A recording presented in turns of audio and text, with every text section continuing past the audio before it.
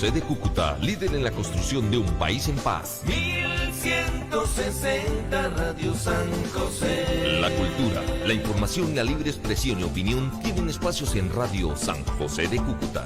Pero advertimos, todo el contenido generado en el siguiente programa es responsabilidad única y exclusiva de los productores y no comprometen a la Universidad de Pamplona ni a Radio San José de Cúcuta 1160 AM. Radio San José. Siempre Venezuela. 2 horas de información, noticia, cultura, música y la presencia de la migración venezolana en el mundo. A partir de este momento, Venezuela siempre, siempre Venezuela. Tan bonita como tú, piso 21, el tema con el que iniciamos nuestra edición de la tarde de Venezuela siempre, siempre Venezuela. Como siempre, llevándoles a ustedes información, comentarios, noticias, música, entrevistas, todo lo que tiene que ver con Venezuela y su migración a lo largo y ancho del mundo.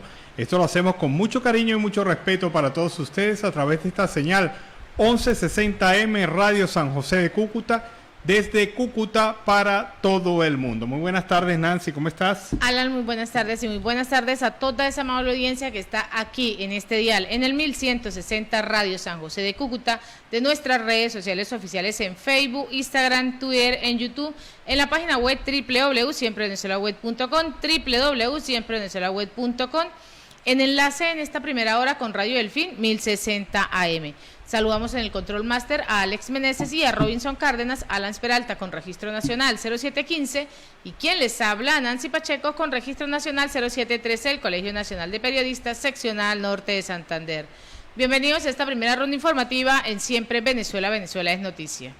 Bueno, y entre las informaciones más importantes que encontramos es la reunión que sostuvo Luis Almagro y representantes del gobierno encargado en el tema sobre la defensa de los derechos de la migración venezolana. El secretario general de la Organización de Estados Americanos, Luis Almagro, sostuvo un encuentro con el embajador ante Canadá, Orlando Viera Blanco, el director de planificación del despacho del presidente Juan Guaidó, Demóstenes García, y otros funcionarios. Durante la reunión dialogaron sobre los derechos de la migración venezolana y la necesidad de lograr leyes que permitan ejercer sus derechos laborales.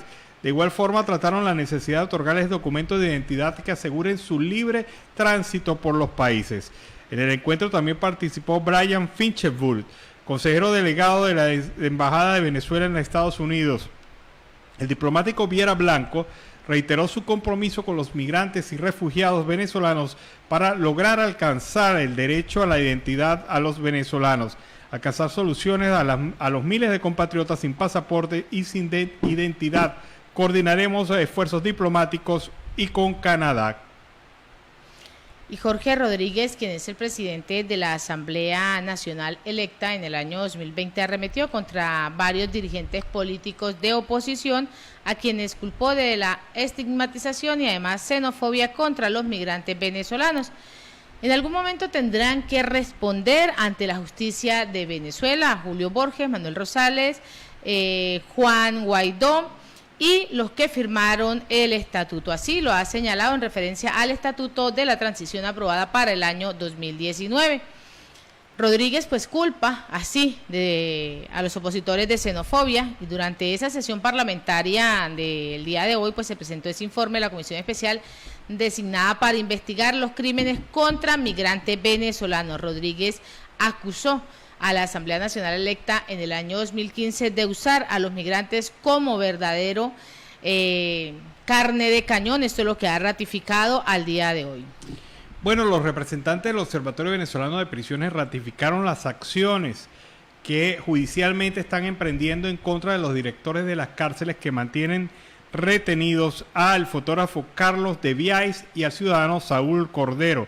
Según el Observatorio, las liberaciones no han sido ejecutadas por los directores de los internados judiciales con la excusa de que la ministra Mirleli Contreras no le da la orden para que cumplan el mandato del juez. Así que pues, de manera y de acción judicial, ellos están buscando la liberación inmediata de Viáis y Saúl Cordero.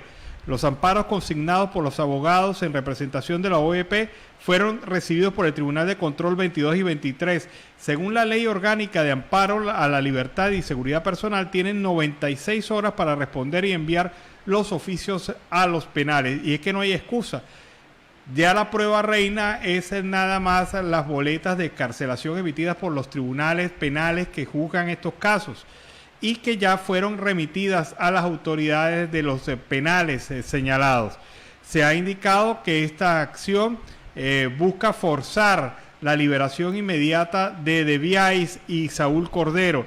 Sus liberaciones no han sido ejecutadas simple y llanamente por el capricho de los directores y de la ministra de Asuntos Penitenciarios. Y el dirigente de Primero Justicia, Roberto Patiño, reiteró el día de hoy que la solución sostenible en Venezuela pasa por una participación ciudadana.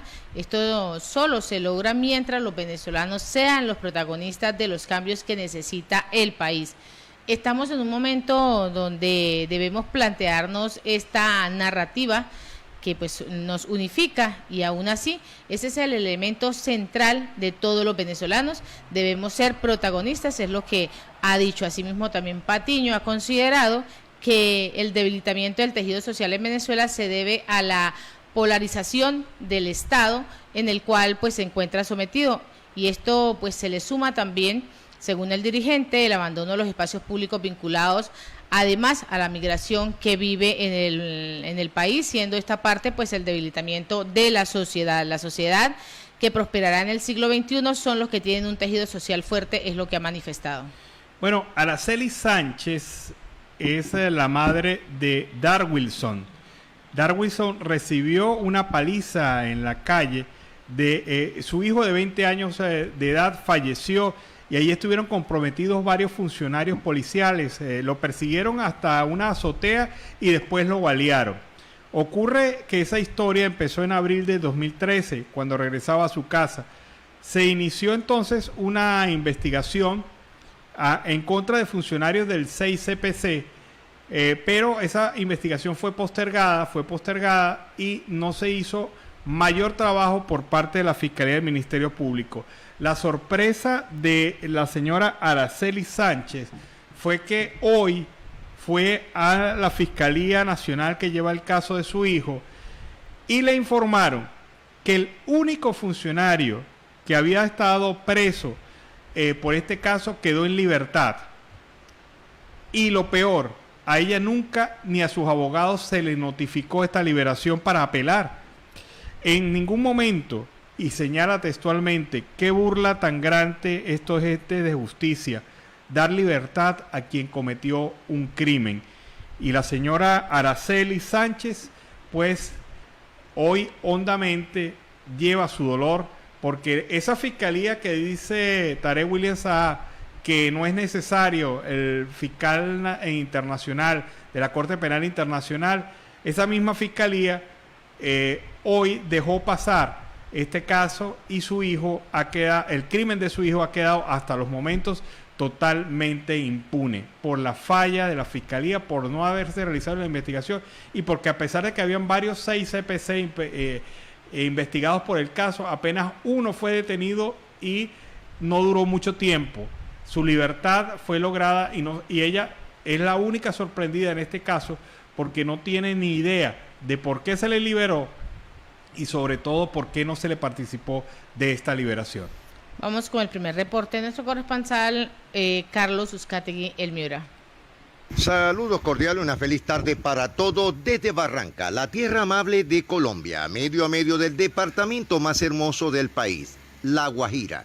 Carlos Uzcategui, El Miura, la voz del Caribe colombiano para el programa Siempre Venezuela, Venezuela siempre. Una feliz tarde a Alan, Nancy y a todo el equipo de producción con las noticias que están impactando a esta hora. Paro armado del Clan del Golfo, bajan a pasajero e incendian bus urbano en el sur del país. Alias Otoniel será presentado este jueves ante un juez de Nueva York. Tiendas en San Felipe amanecieron con grafiti de las autodefensas gaistanistas. El Atlántico se colgó 7 medallas en el ciclismo de los Juegos Intercolegiados. Miguel Happy Lora es de mi favorito, así lo dice Eddie Reynoso, entrenador del Canelo. Titanes de Barranquilla domina a placer el torneo. Terminó la primera vuelta con paso perfecto. El barranquero Luis Díaz fue elegido en el equipo ideal de la semana en la Champions. Secuestran a ganadero en su finca en el sur del Cesar. Denuncian desaparición de adolescente en Puerto Colombia. Superman López, dentro de los favoritos del ciclismo, de un giro que se decidirá en la montaña. José Manuel da, estamos en el mercado más competitivo del mundo. Voto fraudulento con pena de 4 a 9 años de prisión, recordó el Consejo Nacional Electoral de Colombia. Clan del Golfo amenaza con paro armado por extradición de su cabecilla Otoniel. Denuncian atraco aerobús de Galapa en La Cordialidad, el segundo esta semana. Incautaron 1.788 kilogramos de cocaína de alta pureza en Nariño, 5 capturados. En Malambo entregan primera cancha pública del softball del Atlántico. Daniel Ortega acusa a Colombia de incumplir fallo de la SIC para traficar droga. Atlántico con mejor desempeño en el índice de ciudades modernas, según la DNP. Activan seguro de terrorismo para vehículos por amenazas de paro armado en Colombia. Por un hueco enorme está cerrada la vía Santa Fe de Antioquia, Bolombolo, en Antioquia. Zozobra, pueblos desolados y camiones quemados, así avanza el paro armado en el Bajo Cauca. Guerra de cuentas falsas suplantan a famosos para empañar campañas presidenciales. Después de denunciar plan en su contra, Gustavo Petro retoma la campaña regional. Karol G iguala récord que tenía Selena desde hace 25 años en el Big Board. El actor Diego Luna ganó el premio del Festival de Cine de Huesca. Abren convocatoria para entregar subsidios de vivienda a 560 familias de Medellín.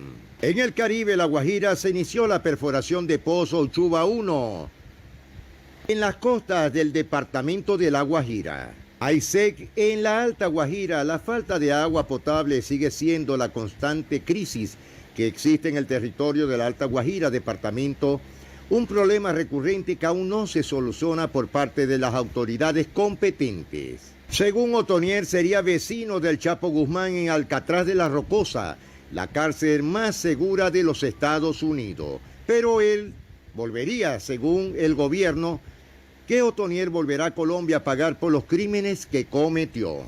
Los municipios del departamento de La Guajira, Distracción y El Molino pueden levantar restricción del tapaboca en recintos cerrados. Hoy 5 de mayo, transportadores volvieron a bloquear la entrada de la población binacional de Maicao a la altura de Cuatro Vías y Carraipía. El gremio transportador reprocha en La Guajira el incumplimiento de patrullaje del ejército en las vías. Denuncian nuevo atraco a conductor. También los concejales de Albania estudiarán la problemática de seguridad en la vía que comunica a Maicao. Ayer, en el transcurso de la tarde, a 4:25, fue atracado el Banco BW de Barranca, departamento de La Guajira. Según hubieron capturas de 11 personas, 5 de ellas están totalmente aseguradas, pero de los 4 los querían involucrar en hechos que no fueron muy esclarecidos. Lo único triste es que los demandantes reclaman a la Policía Nacional el señalamiento, sobre todo en las redes sociales y en un periódico web de la localidad. Habitantes de Brisas del Mar alarmados por la temporada de lluvias que causan inundaciones. Grave problema también en el departamento, ya va más de una semana con la grave crisis eléctrica por la empresa privada Aire. No dan ninguna respuesta a ninguna comunidad y por supuesto los alcaldes no dicen nada. Están chitos, callados con temor de que les den un regaño. Empresa versus alcaldía. Nos vamos con algo de Venezuela. El Ministerio de Educación rechaza los casos de acoso escolar. Pero hay un tema que está en vilo desde el día de ayer y sobre todo con las noticias que comenzaron desde la mañana. Provea señala al gobierno de querer ilegalizar a las organizaciones no gubernamentales con la nueva ley. La ONG cree que al ser aprobada esta ley se estaría profundizando la criminalización y persecución por la cooperación internacional, elemento importante para continuar con su gran trabajo. El programa de educación Acción en Defensa de los Derechos Humanos, PROVEA, denunció en sus redes sociales que la Asamblea Nacional electa en diciembre del 2020, muy ilegal, estaría buscando ilegalizar las ONG dedicadas a la defensa de los derechos humanos y a la sociedad civil con la aprobación de una ley denominada de cooperación internacional. Al igual que ocurrió en varios países como El Salvador, Bielorrusia y Nicaragua, siendo en este último donde se han proscrito decenas de organizaciones, por supuesto, financiamiento ilícito. PROVEA lo indicó, que hizo el pronunciamiento sobre el tema y cree que al ser aprobada esta ley se estaría profundizando diferentes persecuciones por la cooperación internacional, elemento muy importante para continuar con este noble trabajo. Al menos desde agosto del 2019 se está escuchando respecto a la iniciativa de ley para sancionar a aquellas ONG que reciban financiamiento del exterior. En el programa 265, con el mazo dando del primer vicepresidente del PSUV, llamado el número 2 de Venezuela, Diosdado Cabello, dijo que se aprobaría este articulado para sancionar severamente a los que reciban dinero de los Estados Unidos para conspirar contra Venezuela. Desde mediados de abril de 2021, esa ley de cooperación internacional se estuvo debatiendo en primera discusión en una comisión donde está presente Timoteo Zambrano y que en diciembre de ese año fue aprobada. Ya en enero del 2022, Zambrano aseveró que se buscaba la aprobación en segunda discusión de este articulado, según una nota del Parlamento Nacional. Un borrador de esta ley refiere en su artículo 2 que se aplicaría todas las actuaciones y actividades que se realicen en el marco de la cooperación internacional o que se relacionen con este, que impliquen, entre otros, la recepción, transferencia, intercambio de bienes, servicios, capitales y, por supuesto, recursos públicos o privados, materiales, humanos, económicos, financieros, desde el exterior hacia la República Bolivariana de Venezuela y desde la República de Venezuela hacia el exterior. Esta denuncia de PROVEA ocurre en un momento donde la Corte Penal Internacional está por reanudar la investigación por el caso Venezuela 1, en el que el Estado venezolano está acusado de la presunta comisión de crímenes de lesa humanidad. Algo que ha venido sucediendo de diferentes formas, pero Alan, Nancy, hay una preocupación. Hay más de 40 organizaciones y asociaciones de los derechos humanos de Venezuela que están totalmente de acuerdo con lo que está haciendo el gobierno. Lo más triste del caso es que son muchas de las organizaciones, las tienen entre de las iglesias cristianas y por supuesto varias de la Iglesia Católica Venezolana. Algo muy lamentable porque están dándose cabezazos por el mazo, es decir, buscando quien le entregue las prebendas económicas para ellos, según ellos, ejecutar algunas situaciones financieras a favor del venezolano, cuando todos sabemos que eso es falso. Eso es una mentira más del gobierno o del régimen. Bueno, señores, nos estamos despidiendo a esta hora. Carlos Uzcategui y el Miura, retornando a los estudios. Bueno, y este fue el reporte de Carlos Uzcategui y el Miura desde La Guajira Binacional. Vámonos a la pausa comercial y musical, ya regresamos. Bueno, el tema Que me puedas amar, con ese tema iniciamos el segundo segmento de Venezuela Siempre, Siempre Venezuela, en la tarde de hoy, como siempre llevándoles información, comentarios, noticias, música, entrevistas, todo lo que usted quiera conocer sobre Venezuela y su migración a lo largo y ancho del mundo. Un grupo de pacientes oncológicos del país se trasladó hasta la sede del Ministerio de Salud en el centro de Caracas para exigir hoy insumos médicos que se requieren para tratar las diferentes patologías. Queremos vivir sin quimio, sin radio y sin tomografía. Esto es una agonía, expresaron los manifestantes. Landy Kumare, sobreviviente y familiar de una enferma con cáncer, aseguró que esta concentración es para hacerle entender al ministro de la Salud que la vida no tiene precio. Exigen medicamentos oncológicos, quimioterapias, máquinas de radioterapias, suministros médicos, tomógrafos, grama óseo, branquiterapias, laboratorios para muestras especiales, entre otros. Y este es el tema que la gente quiere vivir y sobre todo quiere conseguir en los hospitales toda la información necesaria y los suministros necesarios y ser atendidos por médicos profesionales para poder enfrentar su situación de salud. Es lo mínimo que se puede pedir en un sistema de salud que ha tenido y ha manejado tantos millones de dólares a lo largo de los últimos años. Bueno, y no es el cantante, es Pedro Infante, el diputado del PSUV y exministro del Deporte. Pedro Infante ha intensificado su enfrentamiento en contra del presidente del Comité Olímpico Venezolano, Eduardo Álvarez, y lo denunció ante la Contraloría General de la República.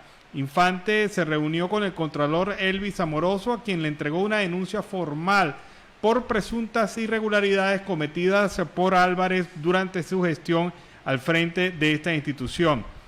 Ya esta misma semana el Ministerio Público había designado el fiscal 67 para investigar las denuncias realizadas por Infante sobre las irregularidades presuntamente cometidas por Eduardo Álvarez en la organización de la Copa América y la preparación de los atletas venezolanos para las Olimpiadas de Beijing 2008. Álvarez es señalado de presuntamente estar involucrado en la comisión de delitos de peculado doloso propio, evasión de procedimiento licitatorio y malversación agravada. El anuncio de la investigación de la Fiscalía estuvo precedido por un enfrentamiento entre Álvarez y el diputado del PSUV, Pedro Infante, quien ha desempeñado el cargo como ministro del Deporte. Álvarez e Infante se gritaron insultos y acusaciones mutuas. Varias pruebas, afirma el exministro del Deporte, Pedro Infante, y ahora diputado del PSUV, que señalarían y vincularían a Álvarez con los delitos de corrupción. De verdad que es una pelea entre chavistas, pero abrazo partido, porque allí hay señalamientos muy serios sobre actos de corrupción que se habrían cometido por parte del presidente del Comité Olímpico Venezolano. Bueno, hay preocupación también a nivel internacional y a nivel nacional por esta alerta de que Venezuela podría convertirse en uno de los principales productores de cocaína. Inside Crime presentó su más reciente investigación de la Unidad Investigativa sobre Venezuela en el tema de redes criminales y el narcotráfico en el país, en el que alertan sobre la posibilidad de que Venezuela pueda convertirse en uno de los principales proveedores de cocaína en el mundo si las condiciones se mantienen. Este trabajo está enfocado a los cambios en el mercado de la cocaína desde el 2013, cuando Nicolás Maduro asumió la presidencia, hasta las redes actuales del cartel de los soles. Los 5 capítulos de la nueva investigación de Inside Crime, la revolución de la cocaína en Venezuela, permiten una mirada detallada sobre el panorama criminal de esta industria en Venezuela. El director de Inside Crime, Jeremy McDermott, expresó que Venezuela no es más un país de tránsito, y que la adopción de grupos criminales colombianos como las guerrillas de la FARC y el Ejército de Liberación Nacional como aliados de parte del gobierno agravó la situación. Durante el trabajo de campo, Inside Crime ha corroborado que hay lugares del lado de la frontera venezolana que cumplen las condiciones climáticas, topográficas en Colombia, por lo que las plantaciones de coca serán una realidad dentro de poco tiempo. Señala esta investigación que muestra esta realidad sobre el tema de la producción de drogas en Venezuela. Agradecemos la participación de Radio Delfín 1060 AM, de Control Master, a Robinson Cárdenas y a nuestro corresponsal Carlos Uzcategui, El Miura. El tema es Más Feliz y la cantante es Laura Guevara. Y es un tema que habla de una mujer empoderada, una mujer que dice, bueno, sí, ya se fue, ahora soy más feliz por esto y esto y aquello. Pero ahora ocurre, Nancy, que se le ha dado ahora a las cantantes, pues, interpretar temas cada vez más de más independencia de la mujer, cada vez más libre la mujer. Y es que así debe ser, la mujer debe estar empoderada, debe ser libre, pero no confundir libertad con libertinaje, que es lo que muchos están confundiendo en este momento. Sí, pues según este tema, te puedes ir que yo lo paso. O sea, no pasa nada. No pasa Váyase nada. Que aquí seguimos. Bueno. Y aquí seguimos en Siempre Venezuela a través del 1160M Radio San José de Cúcuta, y saludando la incorporación en este horario de Aruba 91.5 FM, Aruba 91.5 FM estéreo, que nos permite amplificar la señal hacia el Caribe latinoamericano. Continuamos con más información. Efraín Yáñez criticó la influencia de las redes sociales en la opinión pública. Pues así, el vicepresidente de Comunicaciones, Cultura y Turismo, Efraín Yáñez, criticó durante una visita a Cuba la influencia de los medios digitales y de las redes sociales en los estados de opinión de las sociedades. Yáñez se refirió durante esa reunión y de esa visita a Habana y además se reunió con el presidente cubano Miguel Díaz-Canel, su canciller Bruno Rodríguez, donde pues impartieron una conferencia sobre esta cuestión ante expertos y académicos, y se refiere que esto, pues esa influencia de medios digitales está dañando a muchos. En su opinión, las nuevas tecnologías que influyen en cuanto pues se deben a que esto va a ocurrir una gran guerra, una epidemia, o de las cuales pues verdades y emociones son las que me convienen para reforzar el peso del discurso neoliberal. Esto es lo que ha venido mencionando en su opinión. Considero que por eso es necesario repensar una teoría de la comunicación en el mundo que ha cambiado radicalmente el acercamiento de lo que es la realidad y en realidades virtuales y en la medición de los intereses hegemónicos de quienes controlan estos nuevos espacios, especialmente en esos espacios de las redes sociales. Según el ministro, quien dirige la cadena estatal venezolana de televisión en estos momentos en el mundo, pues está sujeto a un golpe mediático mediante esta aplicación de un manual de guerra no convencional o golpe blando. Es lo que ha dicho y lo que sigue mencionando, que las redes sociales no funcionan. Fíjate, no funcionan tanto las redes sociales que el gobierno creó una red social. O sea, ese es el principal mentis a lo que dice el ministro de Comunicación. O sea, él señala que las redes sociales, que el daño, que esto, que aquello, y resulta que el gobierno se volvió loquito y creó una red social, o no crearon una red social. El gobierno tiene cualquier cantidad de personas trabajando para influenciar en los primeros trending topics de redes sociales cada vez que tienen una estrategia comunicacional. Nicolás Maduro ha mencionado en reiteradas ocasiones, Alan, que ven APP, además de incluir a las redes sociales Facebook, Instagram, Twitter, pues debe también todos quienes están en el gobierno utilizar TikTok.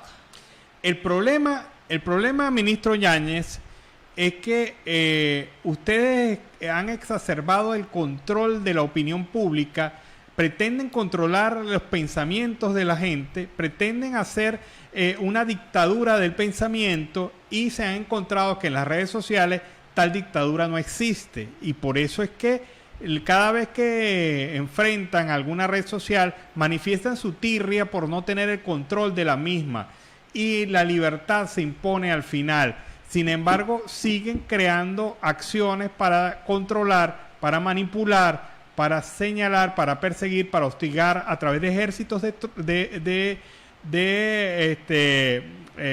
personas preparadas y capacitadas para perseguir a los venezolanos que tienen voz disidente en el mundo. Así que no me venga con esa mentira gigante de que ustedes califican como negativa las redes sociales. Negativo es que ustedes pretendan el control de la opinión pública, incluso dentro de las redes sociales. Y en otro orden, los pueblos agropecuarios de Venezuela sobreviven bajo las diferentes inundaciones. Aguas por doquier, pueblos inundados, cosechas perdidas, pueblos del sur del lago Maracaibo, una región agropecuaria de Venezuela que sobrevive a las devastadoras inundaciones tras las fuertes lluvias por la crecida del río de la Cruzada. El muro de la contención que rodea este río Zulia, que está totalmente homónimo, fronterizo con Colombia, pues se dio la semana pasada, y esto pues ha ocasionado diversos daños en los municipios del sur del lago, donde se han visto afectadas más de 20.000 personas, y que está llevando a este caos en la parte agropecuaria. Bueno, vamos a aprovechar el momento y vamos a escuchar el reporte de Carlos Uzcategui el Miura desde La Guajira Binacional. Retorno de nuevo a los estudios. Carlos Uzcategui el Miura, la voz del Caribe colombiano, para el programa Siempre Venezuela, Venezuela Siempre. Una noticia que nos alegra, pero a la vez es poner pensativo a las personas. El ex magistrado Miguel Ángel Martín propone una constituyente contra Nicolás Maduro. El expresidente del Tribunal Supremo de Justicia en el exilio considera que una constituyente sería en la vía electoral y así poder sacar a Nicolás Maduro del poder. El expresidente del Tribunal Supremo de Justicia, TSJ, Miguel Ángel Martín, en el exilio, propuso a los venezolanos, organizaciones civiles y, por supuesto, a los partidos políticos convocar una constituyente para refundar la república y salir del presidente Nicolás Maduro.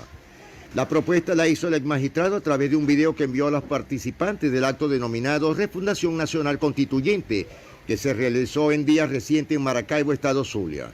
El encuentro fue organizado por la Coordinación Regional Alianza Nacional Constituyente Originaria, la ANCO, con la participación de la magistrada emérita del TCJ, Blanca Rosa Mármol, Enrique Colmenares Finol, exministro de Ambiente, y el exgobernador del Zulia, Osvaldo Álvarez Paz. Martín Tortabú presidió el Tribunal Supremo de Justicia en el exilio, que en mayo del 2018 declaró la inhabilitación y suspensión de Maduro como presidente de Venezuela. Permaneció en el cargo hasta marzo del 2021. El jurista es uno de los asistentes a la reunión de la Organización de Estados Americanos, que en diciembre del 2018 activó la presidencia interina de Juan Guaidó por considerar fraudulenta la elección de Nicolás Maduro. Son poderes usurpados e ilegítimos. En su mensaje a los asistentes del foro, la Refundación Nacional Constituyente dijo que la tragedia política, económica y social tras 22 años de gobierno chavista obliga a los venezolanos a reflexionar cómo enfrentar los desafíos del futuro. Martín Tortabú pidió a la población escuchar el llamado de la Conferencia Episcopal Venezolana sobre la acción de refundar la nación a través de un proceso constituyente. Esto permitiría crear un nuevo sistema con institucionalidad democrática que alcance la paz y el bienestar para todos los ciudadanos venezolanos. En su mensaje, Martín Tortabú pidió borrar la vergüenza de que nuestros hijos sigan viviendo en un país sin ley y se pronunció por la refundación de Venezuela sin la intervención de los poderes que hoy están constituidos ilegalmente. Ola de calor incrementa el consumo de energía eléctrica en La Guajira. A muchos ciudadanos de la costa caribe colombiano se le ha incrementado el consumo de energía por las altas temperaturas y eso afecta mucho a la gente de La Guajira. Este incremento ha ocasionado que en el departamento de La Guajira las fuertes temperaturas que se presentan tanto en el Riohacha, Barranca, Fonseca, como en las principales ciudades del Caribe colombiano, y está una situación que hay un promedio diario en los 3 departamentos que se consumen fue de 23.7 gigavatios hora y en los primeros días de mayo ha sido de 27.2 gigavatios hora, presentándoselo hasta el día de hoy el mayor pico de consumo en los últimos 7 meses, 27 gigavatios hora. La grave situación no es tanto el consumo, el grave problema es que la luz la cortan por servicios que muchas veces en las comunidades de La Guajira no ven los camiones, las camionetas o los equipos arreglando ninguna red.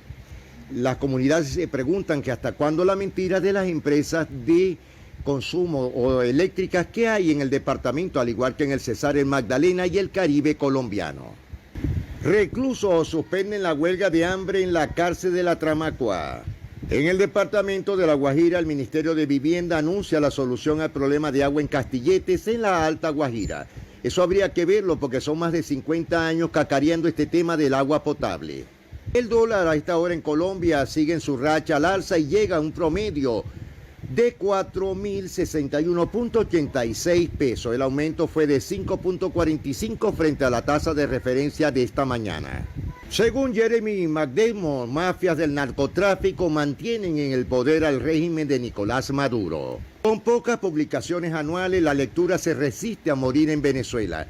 Esto mismo ocurrió a Alan Nancy en los años 60, a comienzos de los 70, en la isla de Cuba, donde los cubanos no tenían ya nada, absolutamente nada que leer. Solo lo que indicara el régimen totalitario de Fidel Castro. Advierten que en Venezuela hay una política sistemática, para cercar y limitar la libertad de expresión. El IPES resaltó que los medios digitales en Venezuela se han visto afectados por el bloqueo debido a su línea investigativa. Durante el gobierno de Nicolás Maduro se ha profundizado la hegemonía comunicacional y se ha implementado una política sistemática para acercar y limitar la verdadera libertad de expresión en Venezuela. Así lo advirtió el periodista e investigador Andrés Cañizales durante su intervención en el foro Desafíos de la Libertad de Prensa, realizado este jueves.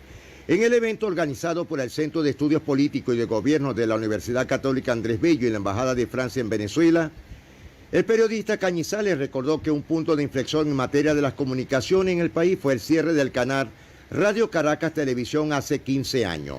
Era el medio más grande del país y tenía mayor penetración popular, alrededor del 50% de la población. Otro punto de inflexión fue la venta de Globovisión. Aquello ocurrió producto no de una decisión voluntaria de los dueños, sino de una estrategia que desarrolló para obligarlos a vender. El Instituto de Prensa y Sociedad Venezolana, la IPYS, registró que el país se han dejado de imprimir 104 periódicos, una situación que afectó principalmente a los adultos mayores. En 10 estados, prácticamente la mitad del país no circula ningún periódico, mientras que 180 emisoras de radio fueron cerradas en una década. Así lo indicó la organización Espacio Público. Animara Lorenzo, miembro de la Junta Directiva, precisó que solo 20 medios de comunicación circulaban en 14 entidades de abril del 2021. En cuanto a los medios digitales, resaltó que se han visto afectados por el bloqueo debido a su línea investigativa. Conatel y otras instancias del Estado han dirigido acciones desproporcionadas contra los espacios informativos y de opinión. La libertad de prensa se enfrenta al miedo al hostigamiento y a la censura en Venezuela. El miedo es ocasionado por los ataques físicos y asesinatos de 3 periodistas entre el 2021 y lo que va del 2022. Por su parte, la periodista Vanessa Davis destacó que es importante lograr que la discusión sobre las violaciones de la libertad de expresión sean llevadas a la sociedad. Si la sociedad no entiende la libertad de prensa como un derecho tan perentorio como respirar, se queda en una discusión académica. La periodista Davis agregó que la convivencia y la comunicación también están en emergencia humanitaria compleja. Pero una pregunta me hago y me la he terminado de hacer durante varios años. En Venezuela, lo primero que hizo Chávez, y no lo colocan o quizás no se acuerdan, que fue cerrar Alan Nancy los circuitos. El circuito Continente, el circuito Venezuela, los circuitos de la radio, donde se plegaban las emisoras, sobre todo AM, amplitud modulada, y permitieron que esos circuitos nacionales se perdiera la conducta informativa hacia diferentes regiones. Hoy día recuerdo como hace unos años pertenecía al equipo al stand de Radio Calendario 1020 AM en Maracaibo, cuando invadieron la torre en la ciudad Maravina y se robaron totalmente todo, desde tumbar la antena, tumbaron los transmisores, tumbaron todo, las guayas, y se llevaron los equipos. Hasta el momento, solamente que lo sepa, en Maracaibo solo existe una AM llamada Radio Libertad en la costa oriental del lago, con más de 70 años. Hoy los circuitos en Venezuela están cercados, cerrados, amordazados. No hay una manera como saber las noticias de diferentes estados. Cosa que ocurría con los circuitos, que se daba cuenta todo de lo que estaba pasando tanto en Maracaibo, en el norte, en el sur, en el oeste, en el oriente de Venezuela, en diferentes circuitos de radio. Hoy lamentablemente no tenemos a ninguno. Eso sí es ley mordaza, Alan, donde han cercenado el derecho a la información en toda Venezuela.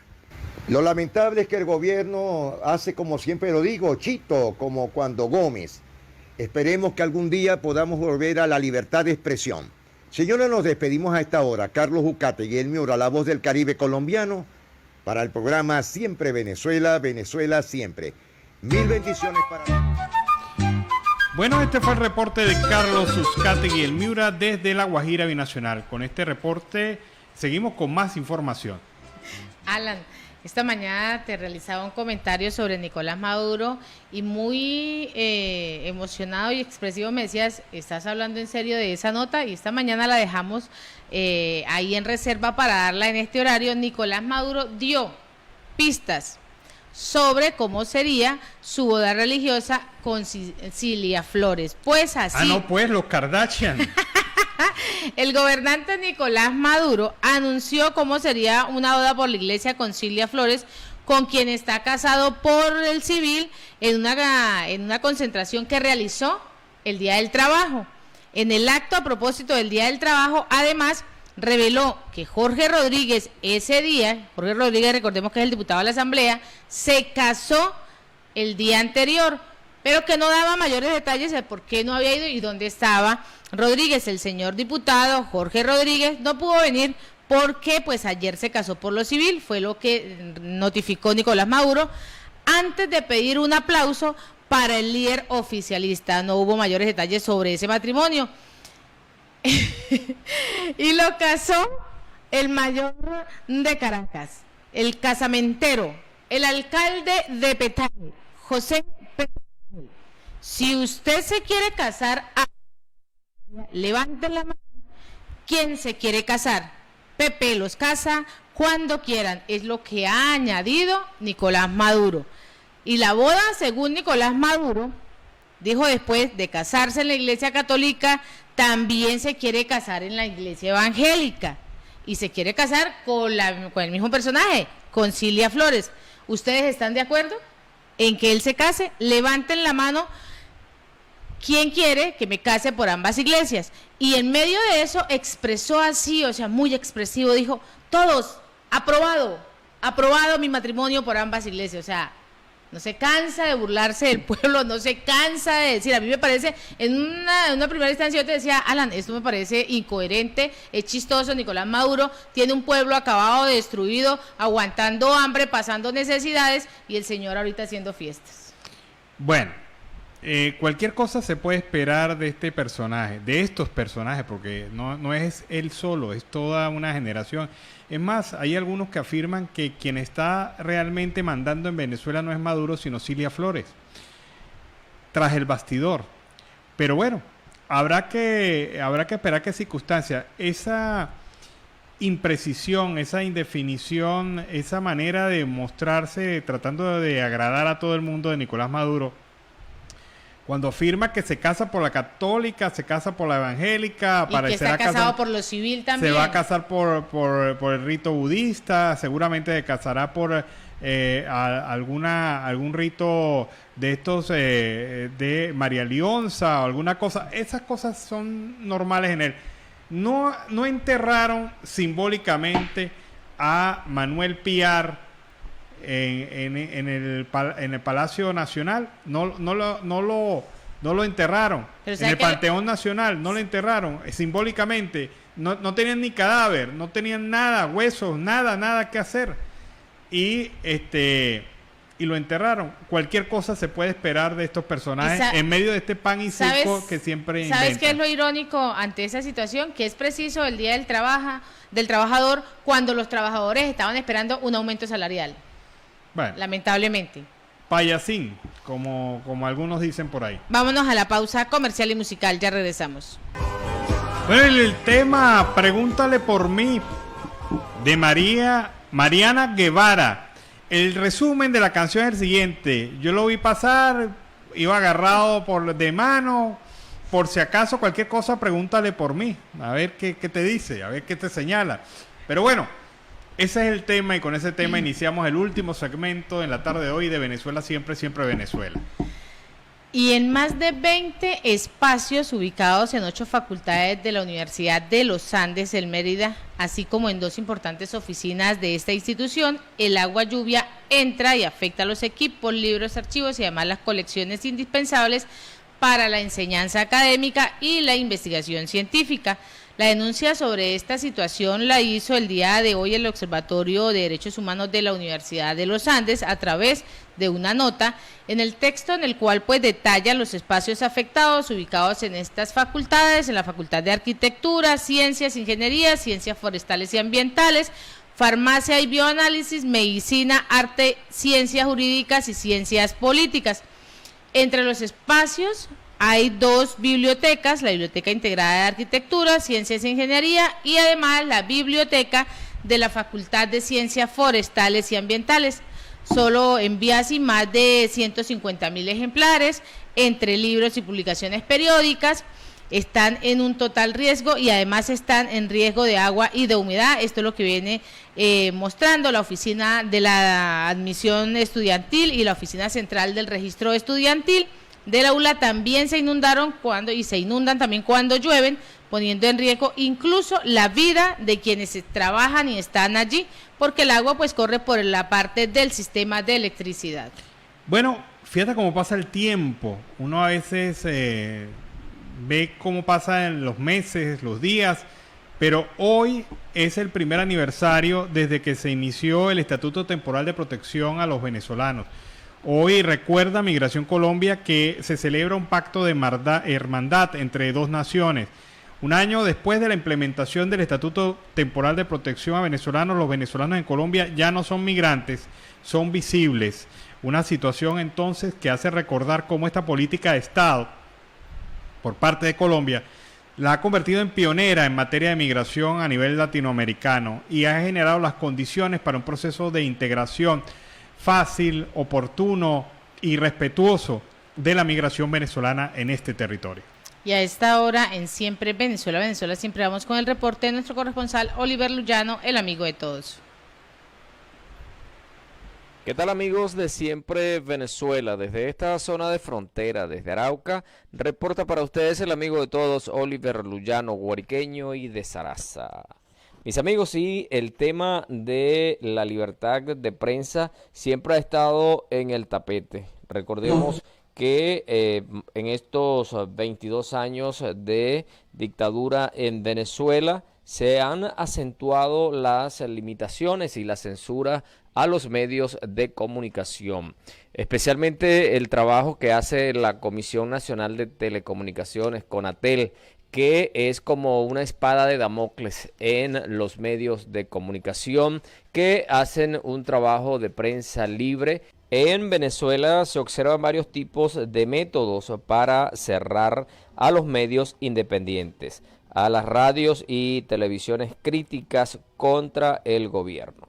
En el 2022 la libertad de prensa en Venezuela afronta los mismos problemas de años anteriores. Así lo indicó este jueves Emmanuel Colombie, director regional de Reporteros Sin Fronteras para América Latina. Hay una censura estatal organizada desde el más alto nivel del país y una censura que puede tomar formas muy distintas: censura financiera, administrativa, detenciones arbitrarias, persecuciones judiciales, abusivas, que han resultado en el exilio de varios periodistas, lo que es muy preocupante. Destacó el representante de Reporteros Sin Frontera que se observan varios tipos de métodos para cerrar a los medios independientes, a las radios y televisiones críticas con el gobierno. Destacó además que están muy preocupados por la situación en Venezuela, ya que se encuentra en la posición 159 de una lista de 180 países. Consideramos que no es la posición digna de un país como Venezuela.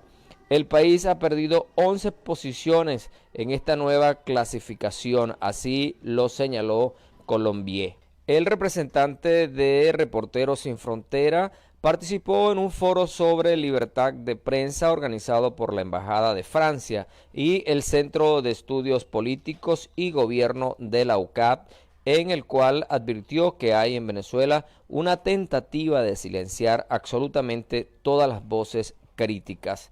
El discurso público presenta a la prensa independiente como enemiga del pueblo. Lamentó esta situación que se ha presentado en el país. Por estas razones, señaló, Venezuela sigue siendo un país altamente preocupante para la libertad de prensa.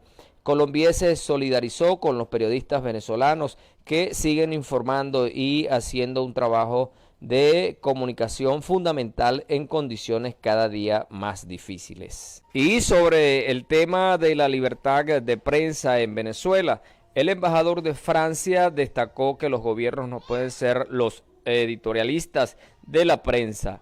Romain Nadal sostiene que los gobiernos deben dejar a los periodistas desarrollar sus pensamientos y sus análisis. En el marco de los actos para conmemorar el Día Mundial de la Libertad de Prensa, Romain Nadal, embajador de Francia en Venezuela, señaló que los gobiernos no deben dictar la actualidad periodística, no deben ser los editorialistas de la prensa. En la apertura de la exposición Ilustrados, que reúne al legendario caricaturista francés Jean Plantu con los venezolanos Raima Uncas, Iván Lira y Marvin Figueroa, el diplomático galo señaló que los gobiernos deben dejar a los periodistas desarrollar sus pensamientos y sus análisis con plena libertad. Lo importante en la prensa es la libertad y la responsabilidad de informar al público, de ayudarlo a descifrar las evoluciones del mundo, las evoluciones de nuestras sociedades. El periodista es el pedagogo de la actualidad, es el pedagogo de la comunidad internacional. Este es su trabajo esencial, así lo sostuvo el embajador francés en Venezuela, Romain Nadal. Destacó el embajador francés que las fake news no triunfan porque al final triunfa la verdad. Las sociedades al fin y al cabo saben quiénes son los responsables de una situación y tarde o temprano llega la verdad a la opinión pública.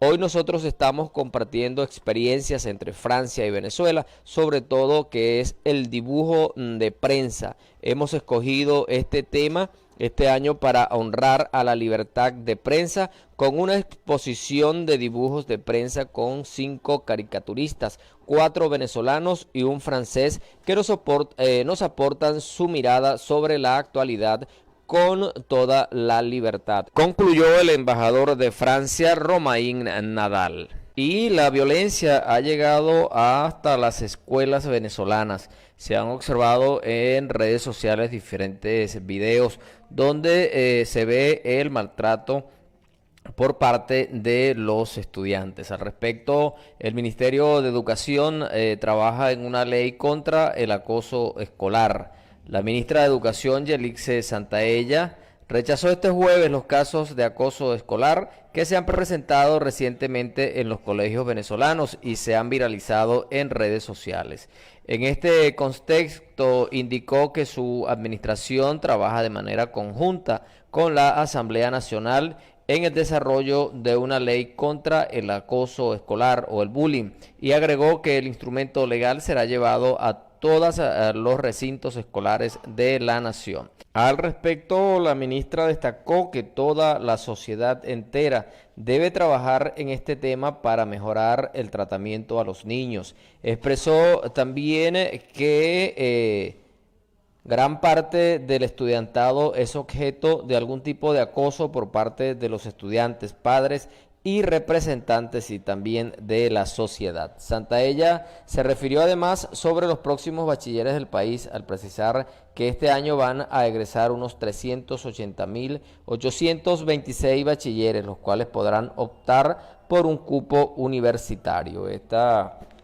Van a egresar esta cantidad de bachilleres. Realmente no se conoce la calidad educativa de Venezuela, dadas las condiciones que se viven en los planteles escolares, las condiciones con las que trabajan los educadores y todo esto que viene a afectar directamente a la educación. También habló sobre un bono especial de 10.000 bolívares anunciado por el presidente Nicolás Maduro a 120.000 trabajadores jubilados de la administración pública. La ministra dijo que unos 29.000 trabajadores del sector educativo serán beneficiados. Detalló que el personal que reciba el pago serán 6.000 obreros, 400 administrativos y aproximadamente unos 13.000 docentes hasta los momentos. También señaló que su despacho ha recibido varias denuncias sobre el aumento inconsulto de matrícula escolar con la comunidad educativa. Ante esto adelantó que junto al Ministerio de Comercio visitarán los colegios para evaluar los costos. El plan Vuelve a la Patria, que ha sido un plan creado por el gobierno para que muchos de los venezolanos que han salido retornen al país. Este plan, proyecto bandera de Nicolás Maduro, presenta el balance de acuerdo a lo que ha presentado, a lo que ha dicho el canciller para América Latina, Rander Peña, quien dijo que bajo este plan han retornado al país más de 340,000 venezolanos, provenientes principalmente de Colombia, Perú y Ecuador. Alrededor de 340,761 personas han retornado a Venezuela. Esto lo precisó Peña durante una entrevista en la televisora estatal venezolana de televisión. Dijo además que a través de las embajadas venezolanas en países latinoamericanos se han recibido alrededor de 62,000 solicitudes de personas que manifiestan su intención de regresar al país. También es importante destacar, amigos, que el número de venezolanos que ha salido del país pasa los 6 millones de personas. Usted puede sacar sus conclusiones y el gobierno bajo este plan ha logrado que retornen 340,761. Puede ver que los números indican que es muy bajo el promedio de venezolanos que han decidido volver. Pero también hay algunas videos que se pueden ver a través de redes sociales de venezolanos que se han ido, que han decidido regresar porque han creído que realmente la situación del país cambió. Pero cuando llegan se encuentran con una realidad distinta a la que observan por los medios. Siguen habiendo problemas de electricidad, problemas de energía eléctrica. El problema de los hospitales, de la salud, es sumamente crítico. Esto hace que realmente lo que promociona el gobierno como un hecho y que lo hace también ver a través de la cantidad de conciertos que se presentan en el país. Esto con el objetivo de hacerle creer al mundo que las cosas en Venezuela han mejorado. Pero realmente la realidad es otra. Y bueno, este plan que ellos esperan que los venezolanos puedan volver, no tendrá un futuro, en el futuro éxito, porque realmente las condiciones que piden los venezolanos para volver es que el régimen de Nicolás Maduro deje definitivamente el poder. Mis amigos, desde esta zona de frontera, desde Arauca, reportó para ustedes el amigo de todos, Oliver Luyano, guariqueño y de Saraza.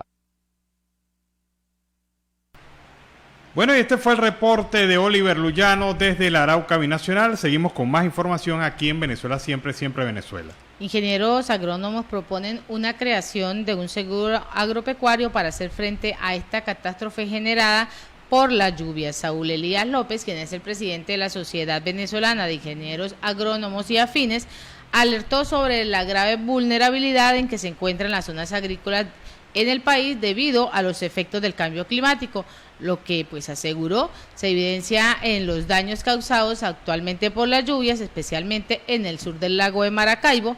Al respecto, pues ha indicado que es necesario la creación de un seguro agropecuario que permita a los agricultores hacerle frente a esta catástrofe. El ingeniero indicó que en Venezuela no existe ningún tipo de política de seguros agrícolas para proteger a todos los productores. Ha recalcado que un seguro agropecuario es necesario cuando se producen eventos meteorológicos inesperados como en este momento. Estos fenómenos no se pueden controlar porque pues es el cambio climático que hace que sean pues muy impredecibles. Muchos empresarios del campo pueden perder las cosechas y además toda la seguridad alimentaria que puede verse comprometida. Por eso es necesario que el Estado venezolano genere un incentivo, una especie de seguro dirigido a todos los productores que han sido afectados. También es necesario que se posterguen más las evaluaciones de los agrosistemas para aplicar las diferentes prácticas de agricultura climática inteligente. El problema es que ya en Venezuela existió un seguro agrícola y era una protección para los productores agropecuarios en Venezuela. No tuvo mucha cobertura en el sentido de amplitud de afiliados a ese tipo de seguros, pero sí existió. El tema es que estamos recordando y removiendo cosas que ya existieron en el pasado, como el INCRE, que existió en el pasado, que era para el turismo a los trabajadores y ahora Maduro lo revive, como este seguro que se está solicitando, que ya una vez existió en Venezuela. Y Gustavo Duque dice que en Chacao han puesto 500 cacomultas en los infractores, pues así en unas actividades de concientización para las iniciativas de los conductores y de los peatones respecto a las normas de tránsito. El alcalde Gustavo Duque, junto con el Instituto de Movilidad Urbana, Seguridad Ciudadana y la Policía Municipal de Chacao, ofrecieron ese balance de las nuevas sanciones implementadas en la jurisdicción con la finalidad de garantizar el orden y además la seguridad. En la Plaza Francia de Altamira, el mandatario local expresó: nosotros estamos comprometidos en garantizar el orden y la seguridad en Chacao. Por ello, pues hemos decidido impulsar el programa que arrancó con la sanción y detención de los motorizados que no porten el casco, que están enmarcados en la ley. Bueno, con esta información nos despedimos. Así hemos llegado al final de esta emisión de Siempre Venezuela. Venezuela siempre es noticia a través de este dial, el 1160 Radio San José de Cúcuta, de nuestras redes sociales oficiales y en enlace en esta segunda hora con Aruba Estéreo 91.5 FM. Agradecemos en el Control Master a Alex Meneses, Alan Peralta con Registro Nacional 0715 y quien les habló, Nancy Pacheco, con Registro Nacional 0713 del Colegio Nacional de Periodistas, Seccional Norte de Santander. Hasta mañana. Hasta mañana, cuídense. Siempre Venezuela es un programa que te brinda las mejores noticias, comentarios, análisis, entrevistas y música. Información sin censura en la voz de los protagonistas.